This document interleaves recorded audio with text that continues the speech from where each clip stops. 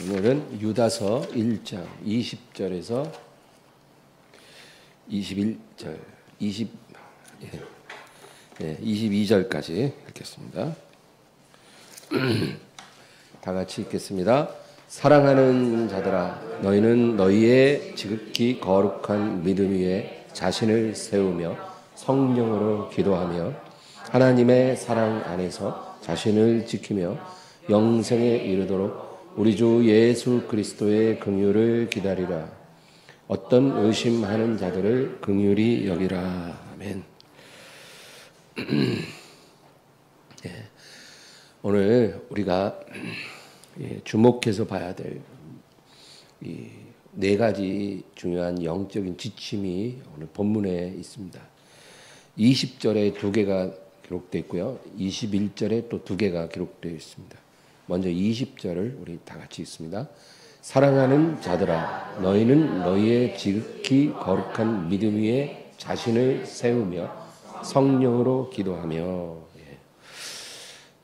먼저 첫 번째로 너희의 지극히 거룩한 믿음 위에 자신을 세우라, 이렇게 우리에게 권면합니다. 이거 뭐 무슨 의미냐면은 이렇게 집을 지을 때 터가 있잖아요. 터를 먼저 딱 잘 닦고 집을 세우겠죠. 근데 지극히 거룩한 믿음을 터로 삼고 그 위에 너희 자신의 집을 세우라는 거죠. 근데 여기서 그냥 믿음이라는 표현을 쓰지 않고 지극히 거룩한 믿음이라는 표현을 씁니다. 왜 그럴까요? 그냥 믿음이 아니라 지극히 거룩한 믿음.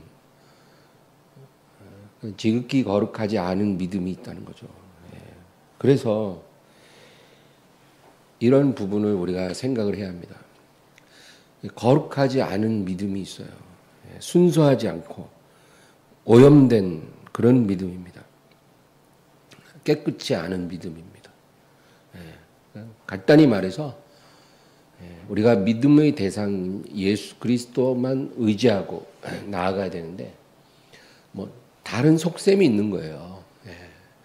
그런 믿음이 바로 이제 거룩하지 않고 순수하지 않은 오염된 믿음이다. 어쩌면 우리 안에 그런 믿음이 있을 수도 있고 우리 주변에 그런 믿음을 가진 사람들을 우리가 어렵지 않게 볼 수가 있습니다. 우리가 뭐 교회에 나올 때 예수님만 바라보고 나와야 되잖아요. 근데 그게 아니라 뭐 다른 생각과 계산이 있는 그런 사람들이 많이 있습니다. 예수님도 믿고 또 돈도 좀 벌고 뭐 이런 식인 거예요. 그렇게 거룩하지 않은 믿음이 아니라 지극히 거룩한 믿음 위에 너희 자신을 세우라. 이런 믿음이 너무나 희귀하기 때문에 교회 안에 많은 문제가 일어납니다. 탐심이 들어오고 또 거짓말을 하게 되고 그렇죠? 거짓말을 하면 안 되잖아요. 근데 거짓말을 합니다. 이제 규모가 큰 교회 가면 그런 일들이 너무 많이 있어요. 거짓말을 많이 합니다. 또 시기하고 다투는 일들이 일어나는 것입니다. 그 왜 그래요? 예수님만 순수하게 사랑하고 믿는 게 아니라 다른 계산들이 거기에 막 가미가 된 거예요. 그래서 오염된 믿음이 있습니다. 고린도후서 12장 20절 읽겠습니다. 내가 갈 때 너희를 내가 원하는 것과 같이 보지 못하고 또 내가 너희에게 너희가 원하지 않은 것과 같이 보일까 두려워하며 또 다툼과 시기와 분냄과 당짓는 것과 비방과 수근거림과 거만함과 혼란이 있을까 두려워하고. 바울이 고린도 교회에 보낸 서신에 이게 무슨 말이냐면 내가 너희에게 다시 갈 텐데 내가 거기 다시 갔을 때 내가 너희에게서 내가 원하는 그런 모습을 보지 못할까 두렵다는 거예요. 예, 바울 사도의 마음에 고린도 교회에 대한 기대가 있거든요. 근데 가서 실제로 봤을 때 그 기대에 미치지 못하는 너희의 모습을 보고 내가 실망할까 두렵다는 거예요. 또 반대로 너희의 눈에 너희가 원하지 않는 것과 같이 보일까 두렵다는 거예요. 내가. 예, 성도들은 바울 사도를 이제 좀 기다릴 때 사도께서 우리 교회에 다시 오시면 우리의 믿음을 칭찬해주고 또 격려해주고 사랑으로 이렇게 위로해주고 이런 것을 기대하는데 내가 딱 갔더니 너희에게서 너무 실망스러운 모습을 보니까 내가 너희를 칭찬하지 못하고 격려해주지 못하고 오히려 책망하고 엄한 징계를 내리게 되므로 너희가 기대하던 나의 모습을 내가 보이지 못할까 두렵다. 그거죠. 여러분, 교회는 항상 이런 위험에 놓여져 있습니다. 저는 이런 말씀이 이해가 잘 돼요. 목사 입장이라서. 예를 들면 이제 교회에 어떤 성도님이 오시잖아요. 그러면 다 누구나 똑같아요. 하나님의 사랑받고 싶고 위로받고 싶고 칭찬 듣고 싶고 그렇잖아요. 목사도 성도에게 그렇게 해주고 싶습니다. 그런데 그렇게 해주지 못할 때가 많아요. 칭찬을 해주고 싶은데 책망하게 되고 또 그렇게 불편한 말을 하게 될 때가 있는 거죠. 그러나 어쩔 수가 없는 거예요. 그런 상황이 오는 것을. 교회는 늘 그런 상황 속에 있다 그 얘기입니다. 그래서 오늘 우리에게 하는 말이 지극히 거룩한 믿음에 너희 자신을 세우라. 누가 그렇게 세워주는 게 아니라 내가 나를 그렇게 세워야 된다는 거예요. 지극히 거룩한 믿음에 내가 서도록 하라는 거예요. 그 다음에 두 번째가 성령으로 기도하랍니다. 이게 오늘 제일 중요한 메시지예요. 여기서도 마찬가지예요. 그냥 기도하라 그럴 수도 있잖아요. 근데 그렇게 얘기 안 하고 성령으로 기도하라는 거예요. 에베소서 6장 18절을 보겠습니다. 모든 기도와 간구로 하되 항상 성령 안에서 기도하고 이를 위하여 깨어 구하기를 항상 힘쓰며 여러 성도를 위하여 구하라. 오늘 유다서 1장 20절도 그렇고 성령으로 기도하라 그랬죠.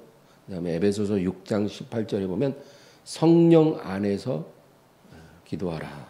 같은 말입니다. 그냥 기도하는 게 아니라 너희가 기도할 때 성령으로 기도하라. 성령 안에서 기도해야 된다. 그렇게 성경은 말씀합니다. 여러분, 우리 신앙에 있어서 두 날개가 있어요. 그게 뭐예요? 말씀과 기도죠. 이 두 날개가 있어야 날아오를 수가 있는 거예요. 영적으로. 그래서 말씀, 기도 뭐 지겹게 듣는 말이죠.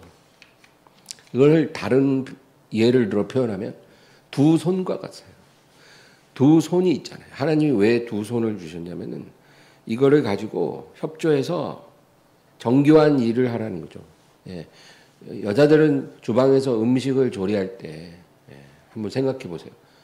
두 손 가지고 이렇게 파도 썰고 뭐 이렇게 하는 거예요. 그래야 능률도 있고 제대로 하는 거죠. 근데 한 손이 없어졌어. 한 손 갖고 음식 만들어 보세요. 얼마나 더디고 답답하고 제대로 할 수가 없어요. 두 손이 서로 협조해서 하면은 금방금방 잘할 수 있잖아요. 그와 같이 우리에게 기도와 말씀이 그러한 두 손과 같은 역할을 합니다. 근데 이 두 가지가 어떤 역할을 하는지 우리가 분명하게 구분지어서 생각할 필요가 있습니다. 여러분, 먼저 하나님의 말씀, 우리에게 하나님을 알게 해줍니다. 우리가 하나님을 어떻게 알아요? 물론 자연을 보고 하나님을 느낄 수는 있어요. 정말 자연을 보면 그게 우연히 생길 수가 없는 거거든요. 그러니까 뭔가 이것을 설계하고 창조한 절대적인 존재가 있을 것이다. 우리가 알 수 있죠. 그러나 거기까지예요. 그 이상으로는 알 수가 없어요. 우리가 하나님을 제대로 알려면 말씀을 통해서 알 수밖에 없다는 거죠. 그래서 하나님은 자신을 우리에게 알리기를 원하시기 때문에 우리에게 성경을 주신 거예요. 성경을 통해서 우리는 우리가 알 수 있는 최대한의 하나님에 대해서 알 수가 있어요. 그래서 성경을 읽지 않고 말씀을 사모하지 않는 사람은 그건 하나님에 대해서 관심이 없다 그거예요. 그냥 뭐 복이 떨어지기만 바라는 거지. 그냥 하나님이 됐든 누가 됐든 나에게 복만 주면 좋다는 거예요. 근데 정말 하나님에 대해서 관심을 가진 사람은 성경을 가까이 해야 합니다. 그래서 하나님에 대해서 알게 되고 하나님이 우리에게 무엇을 주셨는지 성경을 통해서 알 수 있는 거예요. 내가 하나님한테 뭘 받았는지 또 하나님이 나에게 원하시는 것이 무엇인지 우리가 성경을 묵상하고 설교 말씀을 통해서 이제 배우고 깨닫게 되는 것입니다. 그러면 기도를 통해서 우리는 하나님이 나에게 원하시는 것이 무엇인지를 우리가 명확하게 알게 됩니다. 여러분 이 차이를 알아야 돼요. 우리가 성경을 통해서는 하나님이 우리 교회에 무엇을 원하시는지 또 우리 모두에게 원하시는 게 뭔지 그러니까 성경을 통해서 알지만 우리가 성령으로 기도할 때 나에게 무엇을 원하시는지 내가 분명히 깨달을 수가 있었다는 것입니다. 그래서 말씀도 중요하지만 기도를 반드시 열심히 해야 합니다. 말씀을 통해서는 명확하게 깨닫지 못하는 부분들을 우리가 기도할 때 하나님과 나와의 1대1의 관계에서 내게 원하신 것을 깨달을 수가 있다는 거예요.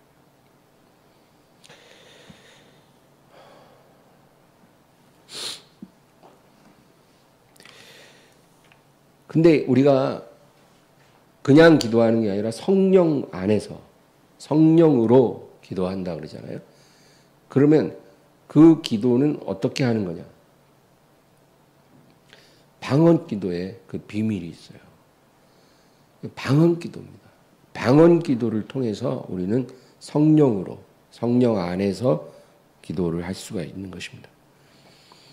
여러분 왜 하나님이 우리에게 성령을 부어주셨는지 알아야 해요. 하나님이 우리를 택하셨어요. 부르셨어요. 구원했어요. 그리고 나서 우리 각 사람에게 하나님의 계획이 다 있어요. 그냥 우리를 구원하고 끝난 게 아니고 생명책에 우리 이름 기록하시고 끝난 게 아니고 우리 각 사람에게 하나님의 계획이 다 있다는 거예요. 우리를 구원하시고 이 세상에 보내신 하나님의 계획이 다 있어요. 그러면 그 계획을 이루어야 되잖아요. 근데 우리한테 그냥 탁 맡겨놓고 내 계획이 이런 거니까 너네들 알아서 해. 이렇게 해서는 하나님의 계획이 이루어지기가 어렵다는 거예요. 우리는 하나님의 계획을 알지도 못하지만 하나님이 그거를 우리에게 알려주셔도 우리 힘으로는 그 계획을 이루어갈 수가 없어요. 그래서 하나님이 뭐 심지 않은 데서 거두는 악한 주인이 아니시니까 우리를 돕기 위해서 우리 안에 성령을 부어주신 거예요. 우리 안에. 그래서 하나님의 자녀들 안에 성령이 들어오신 거예요. 성령이 들어오셔서 그냥 가만히 계신 게 아니고 우리를 향한 하나님의 계획을 이루어 가시는 그 일을 하시는 거예요. 그래서 우리를 지켜주십니다. 왜냐하면 원수가 우리를 해치려고 하니까 우리를 지켜주시는 역할을 해요. 그리고 우리에게 진리를 계속 가르쳐 주세요. 우리가 성경을 읽을 때 깨닫게 도와주시고, 그리고 우리에게 모든 은사를 주셔서 하나님의 일을 효과적으로 하게 해주시고, 또 예수님 닮은 성령의 열매를 풍성히 맺을 수 있도록 또 도와주시고, 그렇죠? 그런데 오늘 우리가 살펴봐야 될 것은 성령으로 기도할 수 있게 해주신다는 거죠. 그게 성령이 우리 안에서 하시는 중요한 일입니다. 그럼 어떻게 그 일을 하시냐? 방언을 통해서, 방언 기도를 통해서 우리 안에서 성령으로 기도할 수 있게 해주시는 거예요. 여러분, 성령이 계시잖아요. 그럼 성령이 그냥 따로 기도하시는 게 아니라 나를 통해서 기도하시는 거예요. 내 안에 계신 성령님이 나를 통해서 기도를 하시는데, 어떻게 기도하냐면 내 영을 통해서, 그리고 내 혀로 성령님이 기도를 하시는 거예요. 이게 성령으로 기도하는 겁니다. 그런데 우리가 방언을 할 때 방언의 의미를 모르잖아요. 왜 모를까요? 성령님이 내 영을 통해서 곧바로 혀로 가시는 거예요. 그러니까 영을 통해서 내 혼을 통해서 혀로 가야 되는데 그게 아니고 내 혼은 그냥 패스해요. 내 혼은 패스하고 내 영에서 내 혀로 바로 가셔요. 그게 성령의 기도예요. 그러니까 우리는 그 의미를 모르는 거예요. 그럼 왜 내 혼을 패스하십니까?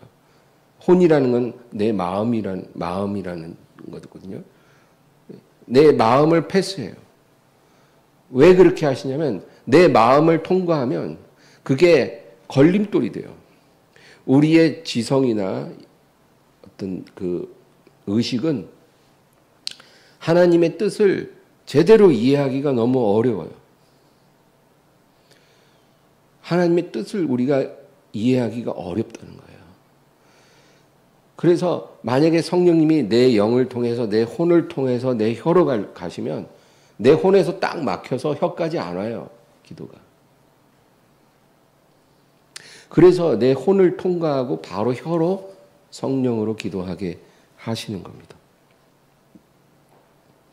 진리를 깨닫는 것이 약한 사람들이 많이 있어요.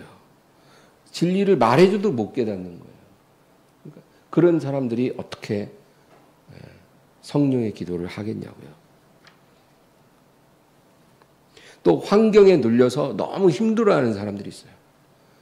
그런 사람들이 어떻게 성령의 도우시는 기도를 받겠어요. 그래서 우리 혼을 통과하고 바로 혀로 가시는 거예요. 여러분, 저의 기도를 제가 말해 본다면, 저는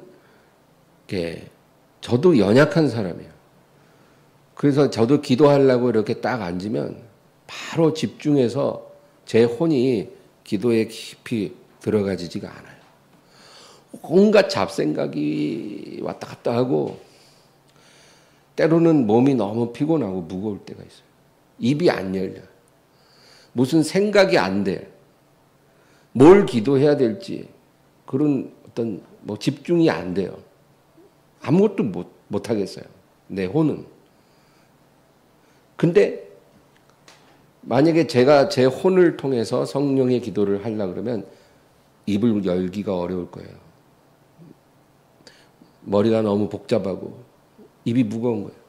근데 그냥 저는 딱 자리에 앉자마자 바로 방언부터 터져요. 방언부터 해요. 제 혼을 패스하고 성령이 제 영을 통해 제 혀를 통해, 그래서 방언을 한참 해요. 한 10분, 20분. 그러면 제 혼이 진정을 해요. 진정을 하고, 그리고 이 성령의 기도에 내 혼도 주파수를 맞추기 시작해요. 처음부터 혼과 함께 기도하려면 너무 힘들어서 기도가 안 떨어지는데, 혼 패스하고 바로 내 영으로 내 혀로 방언을 하기 시작하면 내 혼이 나중에는 거기에 주파수를 맞춰서 따라오게 돼요. 그래서 나중에는 말로도 기도가 잘 돼요. 그겁니다.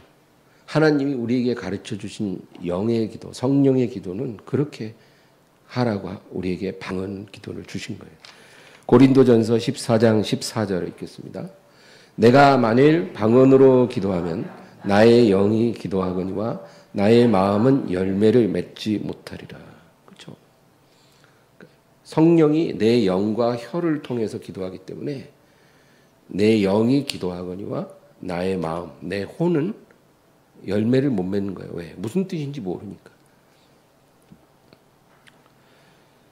그러나 우리가 이렇게 성령의 기도를 오래 할수록 그 영적 유익은 엄청납니다.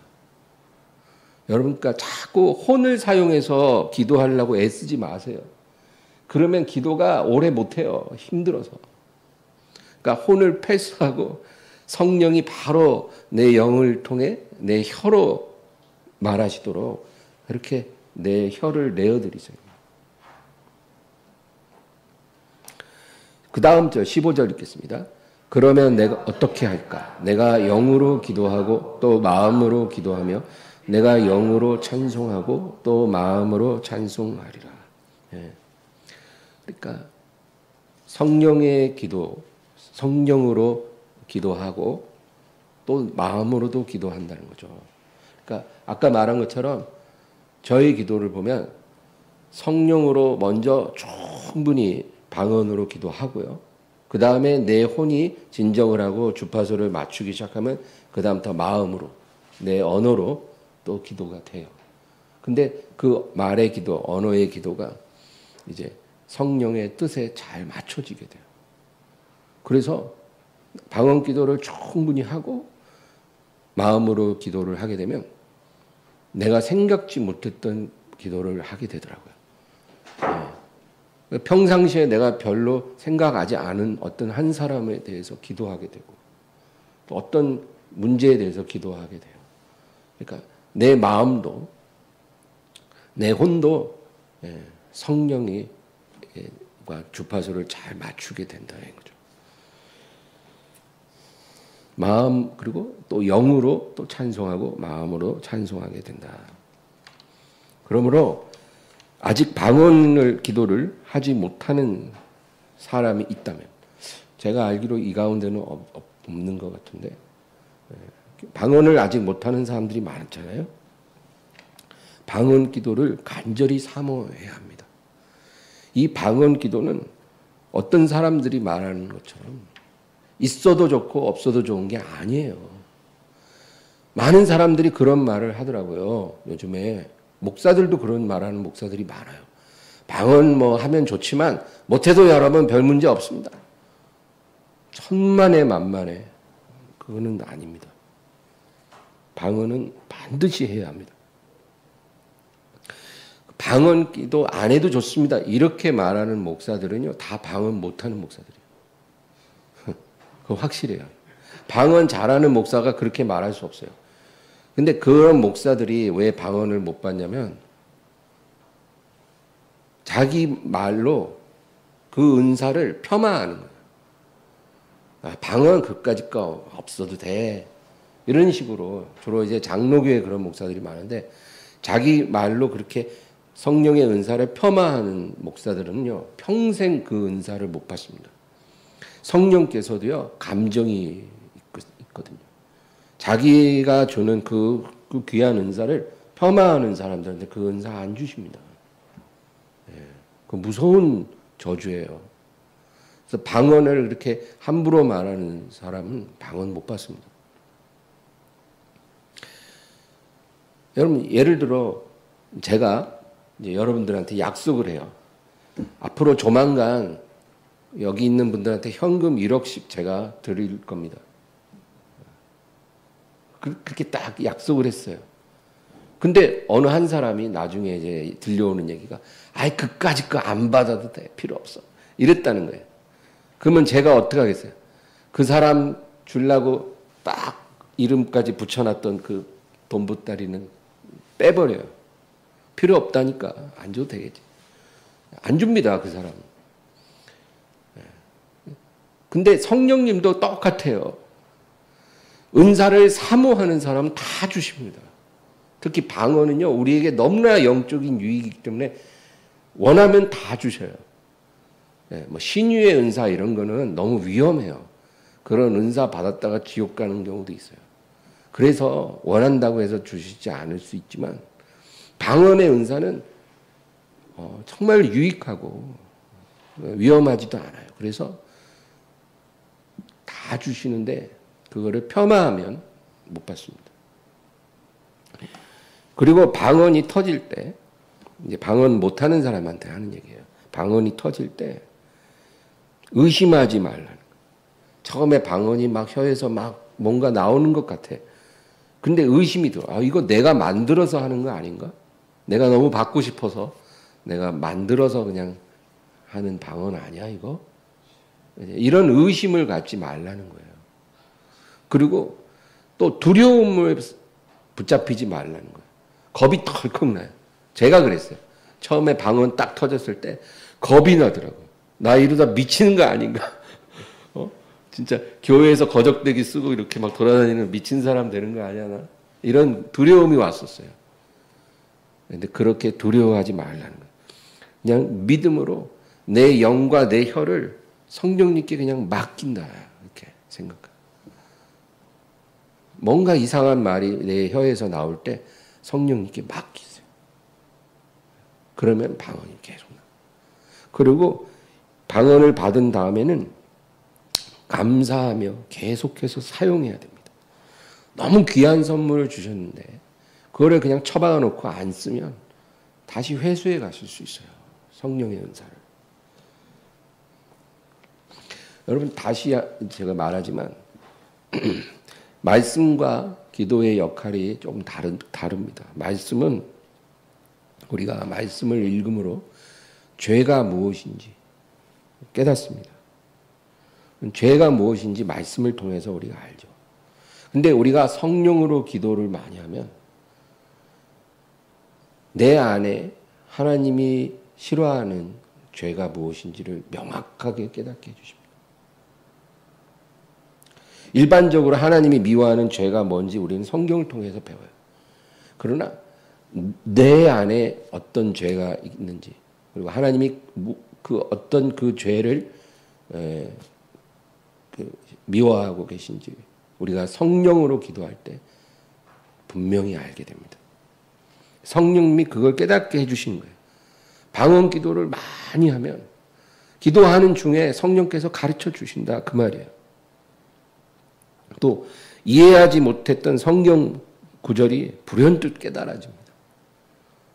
그냥 읽을 때 잘 이해가 안 됐던 말씀들이 영으로, 성령으로 기도하다 보면 성령께서 깨달음을 주셔요. 그래서 기도하다가 깨달아져서 이제 다시 또 보게 돼요. 제가 설교 준비를 그렇게 하고 있어요. 정말 놀라운 은혜를 저는 매일 체험합니다. 설교를 이렇게 많이 하니까 사람들이 그렇게 봐요. 아유, 뭐 목사님 신학교 다니면서 다 배운 것 같고 하시는 거겠지. 아니에요. 많은 설교의 내용이 며칠 전에 깨달은 거예요. 저도 잘 몰랐던 거. 그런 것도 많아요. 근데 준비하면서 하나님이 가르쳐 주시고 설교하는 거예요. 그런 게 많다.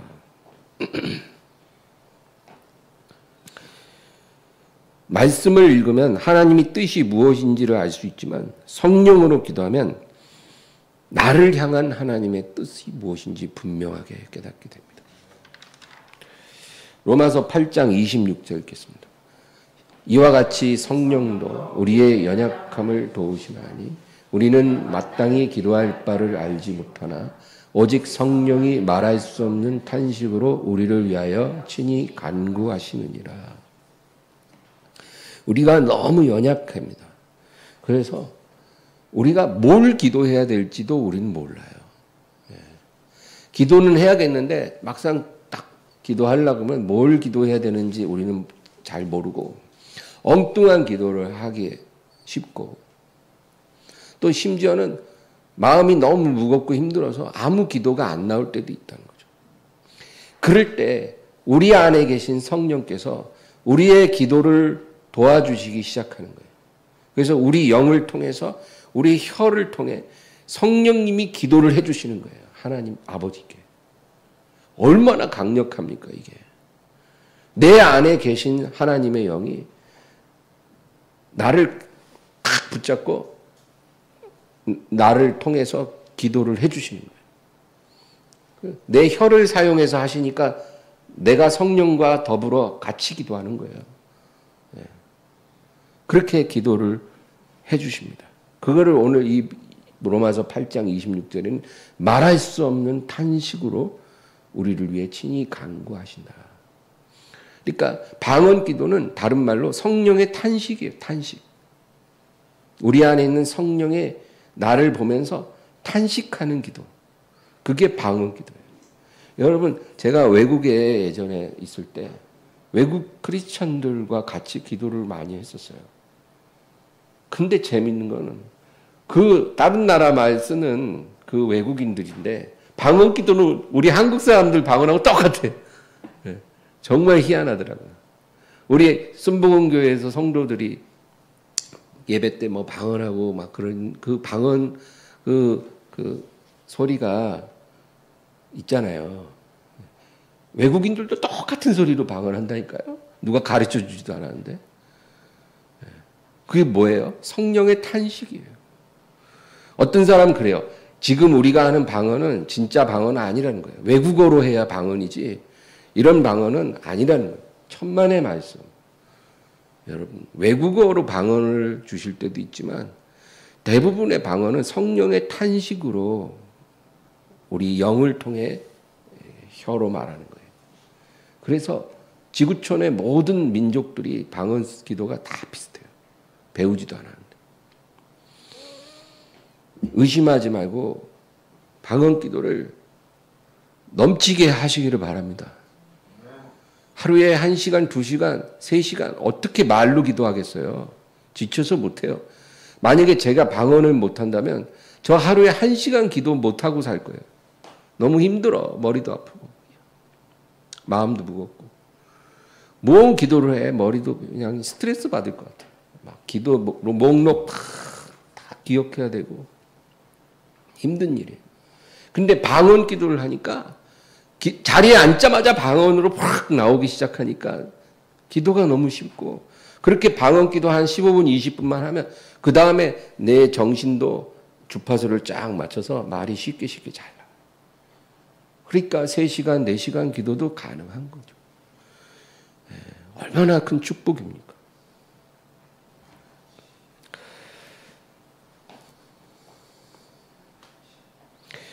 그 다음 절 27절 마음을 살피시는 이가 성령의 생각을 아시나니 이는 성령이 하나님의 뜻대로 성도를 위하여 간구하심이니라.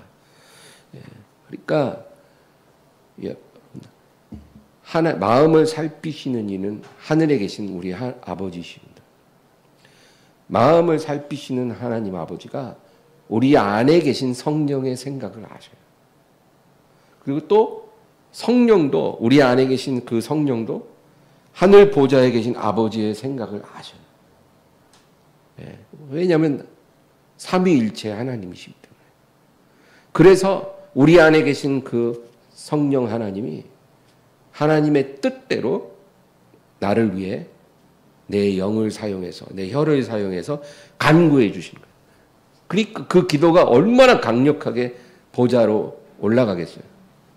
근데 우리는 그런 좋은 무기를 사용하지 않고 내 정신을 사용해서 내 이성을 가지고 막 뭔가 나의 기도를 하려고 애를 쓰는 거예요. 그러지 말라는 거예요. 방언 기도가 더 중요하고 그리고 성령의 인도하심을 따라 기도를 해야 한다. 그겁니다. 어떨 때는요. 내 머릿속에서는 나 우리 사업을 위해서 기도할 게 많은데 여러 가지 문제가 있으니까 기도를 해야 되는 거예요. 근데 앉아서 방언하고 기도하다 보면 그 기도는 안 나오고 그냥 다른 기도, 방언 기도만 많이 나오고 뭐 그냥 교회 기도하고 뭐 그렇게 돼요. 나 우리 사업장 기도 안 하면 안 되는데. 여러분 그런 두려움을 버리세요. 어디 하나님이 자동 판매기 하나님입니까? 기도해야 아웃풋이 나오는 하나님은 아니에요. 하나님은 기도하기 전부터 무엇을 우리가 필요로 하는지 다 알고 계시다고 그랬거든요. 우리가 성경의 기도를 충만히 하면 여러분 기도 안 해도 모든 문제는 다 잘 되게 돼 있어요. 사울 왕, 청년 사울이 아버지의 잃은 암나귀를 찾으려고 막 헤매잖아요. 헤매다가 우연히 이제 그 사무엘 선지자를 찾아가게 돼서 이제 사무엘을 만났는데 이미 사무엘은 하나님의 말씀을 듣고 이 사울에게 이제 기름을 붓게 되는 거죠. 그래서 이제 사울이 사무엘 만나서 며칠 동안 전혀 예상치 못한 그런 대접을 받은 거예요. 그러다 보니까 암나귀는 까맣게 있고 며칠을 보낸 거예요. 그러고 나서 이제 정신 차려서 자기 따라다니는 사환하고 야 우리 빨리 아버지한테 가야 되겠다. 암나귀 찾는 거 고사하고 우리 때문에 아버지가 지금 걱정 많이 하시겠다. 그리고 이제 아버지한테 다시 돌아가려고 하는데 사무엘 선지자가 그러는 거예요. 너의 잃은 암나귀는 걱정 마라. 이미 찾았느니라. 뭐 암나귀 생각 까맣게 잊고 며칠을 지냈는데 이미 다 찾았다는 거예요. 여러분 하나님께서 우리의 삶도 그렇게 주관하셔요. 그러니까 막 사업의 어려움, 뭐 여러 가지 진로 이런 거, 물질 이런 거 너무 시시콜콜이 걱정하지 말고 하나님께 집중하세요. 그리고 성경으로 기도하기에 힘쓰세요. 그러면 하나님이 다 알아서 잃은 암나귀 찾게 해주시고 모든 문제 다 해결해 주실 거예요. 그게 바로 하나님의 사람이 사는 방법입니다. 그 다음 절 28절 우리가 알거니와 하나님을 사랑하는 자 곧 그의 뜻대로 부르심을 입은 자들에게는 모든 것이 합력하여 선을 이루느니라. 그러니까 우리가 이 구절은 너무 잘 알잖아요. 근데 사람들은 이 구절 하나만 놓고 봐요. 근데 아까 읽은 26, 27, 28이 이어지는 맥락이라는 것을 우리가 주목해야 돼요. 그러니까 결론은 뭐냐면 성령으로 기도하는 사람, 성령을 의지해서 성령 안에서 기도 생활을 하는 사람에게는 모든 것이 합력해서 선을 이룬다. 그 말이에요. 방금 사울의 잃은 암나귀 찾지도 않았는데 다 찾아졌다 했잖아요. 그런 거예요. 성령 안에서 기도하며 사는 사람에게는 그냥 모든 것이 합력해서 선을 이뤄서 무슨 레고가 저절로 맞춰지듯이 그렇게 우리 인생의 그런 문제들이 착착착착 맞아떨어지고 해결되는 역사가 일어난다. 그 말인 것입니다. 여러분 방언 기도를 못한다고 구원받지 못한 것은 아니에요. 우리가 받은 구원은 예수님을 믿고 우리가 입으로 시인해서 받은 구원이에요. 그건 분명한 거죠. 그래서 예수님을 믿고 입으로 시인하는 자는 구원받는 겁니다. 물론 그 믿음을 잘 지켜야죠. 방언을 해서 구원받는 것은 아닙니다. 또 방언 기도를 못한다고 성령이 내 안에 계시지 않은 것은 아니에요. 우리가 예수님을 믿을 때 성령님은 우리 안에 들어와 주십니다. 그래서 내가 방언 기도를 못한다고 성령이 없는 건 아니에요. 그러나 우리는 성령님이 내 안에 왜 오셨는지를 알아야 돼요. 그냥 내 안에 조용히 건넌방 노인네처럼 조용히 존재감 없이 그렇게 계시려고 내 안에 오신 게 아니에요. 성령님은 하나님의 강력한 능력을 내 안에서 이루기 위해서 내 안에 오신 거예요. 그래서 오늘 말씀대로 여러분 우리가 방언 기도의 이 의미와 능력을 알고 사용을 해야 합니다. 우리가 이 방언 기도를 적극적으로 사용할 때 성령의 기도를 우리가 하기 시작할 때 하나님의 영적인 문이 열리기 시작할 거예요. 오늘 본문 20절에서 아까 우리 두 가지 다시 읽어보겠습니다. 사랑하는 자들아 너희는 너희의 지극히 거룩한 믿음 위에 자신을 세우며 성령으로 기도하며, 그 다음 절이요. 하나님의 사랑 안에서 자신을 지키며 영생에 이르도록 우리 주 예수 그리스도의 긍휼을 기다리라. 이제 21절에도 두 가지를 말해주고 있는데, 첫째는 하나님의 사랑 안에서 자신을 지키라는 거예요. 여러분, 하나님의 사랑이 필요합니다. 사람들이 왜 스스로 목숨을 끊을까요? 절망했기 때문이에요. 나 자신에게 절망하고 세상에 절망하면 자살을 합니다. 또 사람들이 하나님을 떠나는 사람들이 있어요. 믿음을 버리고 하나님을 떠나는 것. 그것도 절망 때문입니다. 하나님께 절망하고 교회에 절망하고 또 나에게 스스로에게 절망하고, 그래서 믿음을 버립니다. 근데 이런 절망의 늪에서 우리가 헤어나올 수 있는 유일한 길은 하나님의 사랑이 우리에게 부어져야 되는 거예요. 하나님의 사랑, 이게 우리를 절망에서 일으키는 거예요. 근데 이 하나님의 사랑을 우리가 지식으로 배운다고 이 사랑을 느끼는 건 아니에요. 얼마든지 우리가 성경을 통해서 지식적인 하나님의 사랑을 우리가 접할 수는 있지만 그것으로는 부족해요. 절망에 빠진 사람에게는 그게 별 의미가 없어요. 어떻게? 하나님의 사랑이 성령으로 부어져야 돼요. 그래야 그 절망의 늪에서 빠져나오는 거예요. 그래서 성령 세례를 받을 때 하나님의 사랑이 이렇게 부어지는 거거든요. 그러면 그 절망이 다 사라집니다. 여러분 성령 체험을 하면 절망이 순식간에 사라져요. 그리고 오랜 그 우울증, 두려움증, 분노 이런 것 다 고침받습니다. 그러니까 성령으로 말미암아 하나님의 사랑이 우리에게 임해야 하는 거예요. 그럼 처음에 성령 체험을 할 때는 그렇다 쳐도 그 후에는 어떻게 합니까? 여러분 우리의 생에 하나님의 사랑은 계속 부어져야 돼요. 성경을 읽다가도 하나님의 사랑이 부어지기도 해요. 종종 그럴 때가 있어요. 성경 읽다가 막 눈물이 막 쏟아져요. 하나님의 사랑이 성령으로 부어진 거예요. 또 찬양하다가 그럴 때도 있고, 그렇죠? 그래서 하나님의 사랑이 우리에게 성령으로 부어지기를 사모하시기를 바랍니다. 또 마지막 네 번째는 영생에 이르도록 우리 주 예수 그리스도의 긍휼을 기다리라. 이게 가장 마지막이에요. 근데 앞에 세 가지는 지극히 거룩한 믿음으로 자신을 세우라, 자기를 세우라, 또 성령으로 기도하라, 하나님의 사랑 안에서 자기를 지켜라, 이렇게 말을 하잖아요.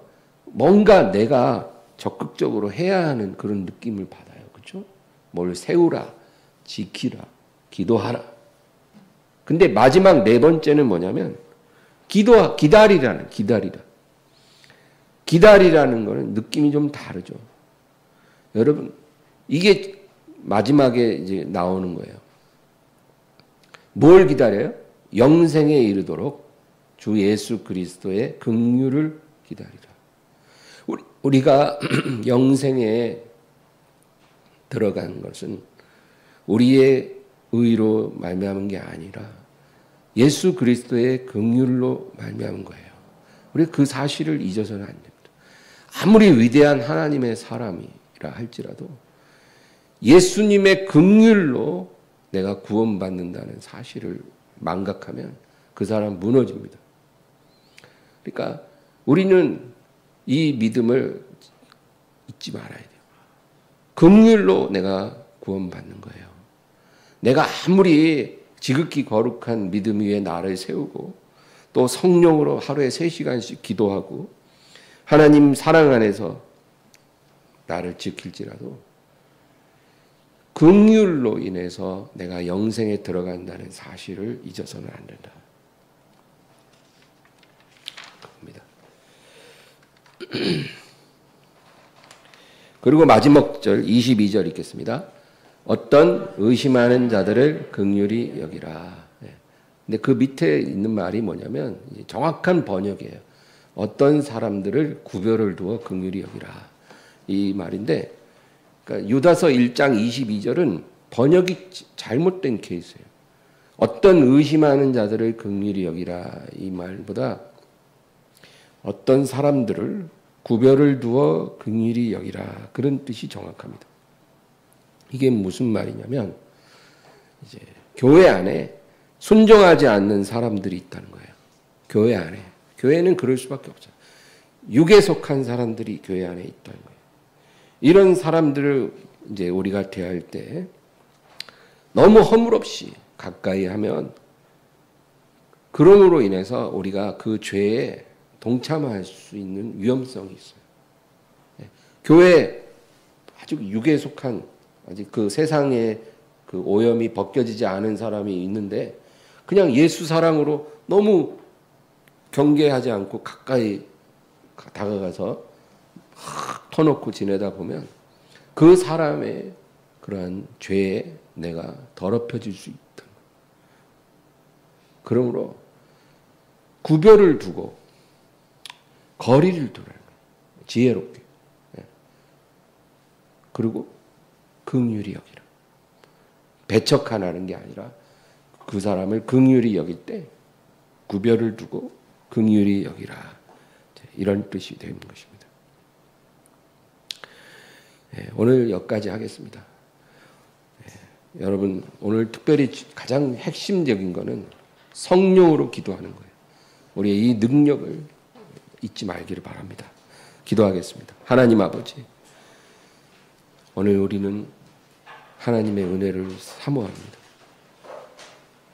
특별히 우리가 사는 날 동안 우리 안에 계신 성령님을 통해서 우리가 매일 기도하기를 원합니다. 성령으로 기도하라 하신 대로 우리의 기도가 성령 안에서 이루어지게 도와주시옵소서.